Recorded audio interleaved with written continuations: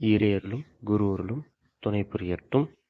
ஈன்றெடுத்த அன்னை தந்தையை வணங்கி புலன்மயக்கத்தில் இருந்த என்னை அறிவின் சிந்திக்க வைத்த அருள் தந்தை வேதாத்திரி மகரிஷி ஐயா அவரை வணங்கி நாள் ஒரு கவியாக வேதாத்திரி மகரிஷி ஐயாவோடது பார்த்து வருகின்றோம்.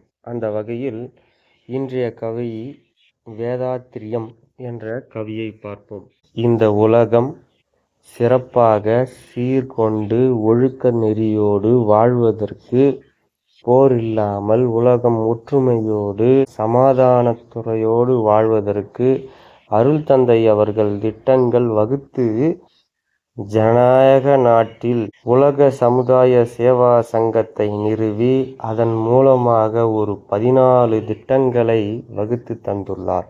இந்த திட்டங்களை நாம் பின்பற்றி உலக நாடுகள், சமத்துவங்கள், அரசியல் தலைவர்கள் அனைவரும் இதை கடைபிடித்து இந்த உலகத்தை மேம்பட செய்தால் போதும். மிகவும் சிறப்பான முறையில் உலகமும் அமையும், மக்களுக்குள் அன்பும் கருணையும் புரியும் என்று இந்த கவியை குறிப்பிடுகின்றார்.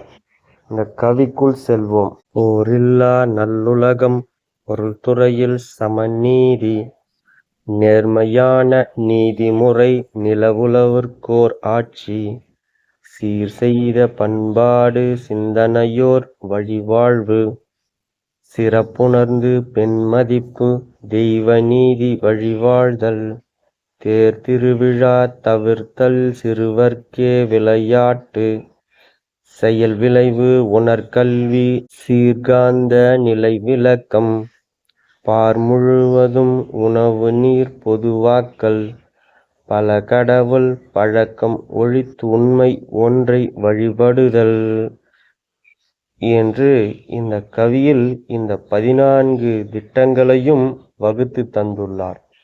இந்த திட்டங்களை அனைத்தும் நாம் கடைபிடித்தால் போதும். எல்லைக்கு போரிட தேவையில்லை, உணவுக்கு போரிட தேவையில்லை, நீருக்கு போரிட தேவையில்லை, எந்த சமூக நீதிக்கும் நாம் போராட தேவையில்லை. சிந்தனையோர் வழிவாழ்ந்து சிறப்புணர்ந்து அனைத்தையும் நாம் உணர்கின்ற பொழுது ஏன் இதெல்லாம் பின்பற்ற வேண்டும் என்று நாம் சிந்தித்து செயல்பட வேண்டும். அதற்கு அனைவரும் வேதாத்திரியத்தை கற்று வாழ்க்கை நெறியை கற்று வாழ்வில் சிறப்பாக அமைய வாழ்த்துகின்றோம், வணங்குகின்றோம். அனைவரும் அருவி திருக்கோவிலுக்கு வருமாறு அழைக்கின்றோம். வாழ்க வளமுடன்.